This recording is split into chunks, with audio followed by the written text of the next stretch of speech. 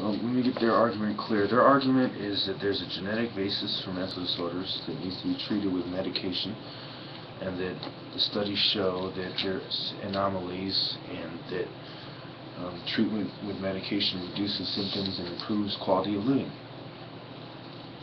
So I'd like to draw your attention to this article. This is from cdc.gov, Policy Impact Prescription Painkiller Overdoses. If you notice, it says right there that 36,000 people died from drug overdoses, and most of the deaths were caused by prescription drugs. 100 people died from drug overdoses every day in the United States. They cause the problem. They tell you who's at most risk. Drug overdoses by states. You know, darker colors being being higher. And their recommendations. So they cause the problem on their sites, and they know no one ever checks. They have the solutions. So when people finally say it's a solution, what's their solution? 36 states have operational prescription drug monitoring programs. So they want to monitor the drugs, right? And monitor also the patients. Okay?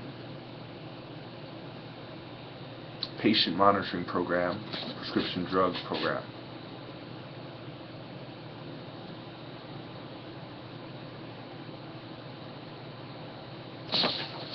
So, I have about 20 seconds left.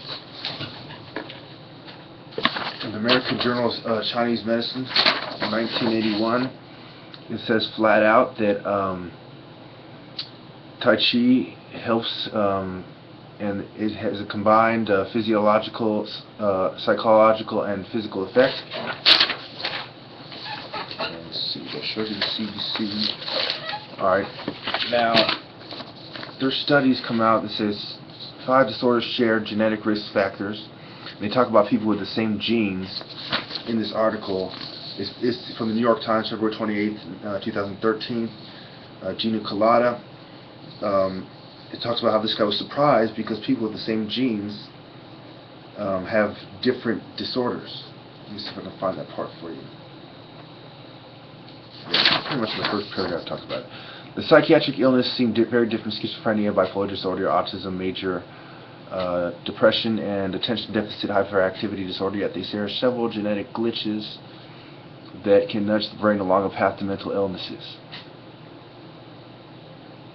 So the finding is actually confirming what my argument, you know, that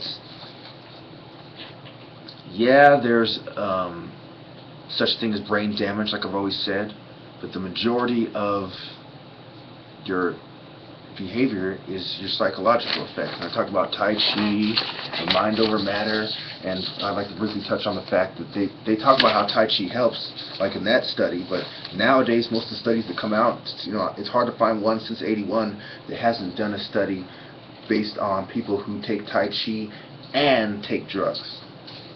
And I think the Asians, a lot of them are silent because they don't want to go against the big drug companies. They don't want the problems. They have a different plan. And talks about the different styles: Tei Chen style, Sun style, Yan style, Wu style, and Hao style. So it talks about the history of Tai Chi, and I go over that way more in my other series. I'm not going to go over that. Bottom line, that's the last thing I'm going to show you. Depression. Weekly Tai Chi exercise with a standard depression treatment for a group of depressed elderly adults can be very effective at treating symptoms of depression. And the studies actually show that a group of people that weren't responding too well for the treatments, for depression treatments, went and did Tai Chi instead.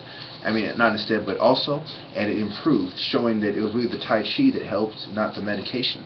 But why they're trying to show, oh, it also helps, you know, this helps too, because they're trying to be reasonable about it, and trying to, you know, make a deal with the Asians to allow a little bit of their philosophy in the New World Order agenda. But bottom line is we see what it is. Thank you.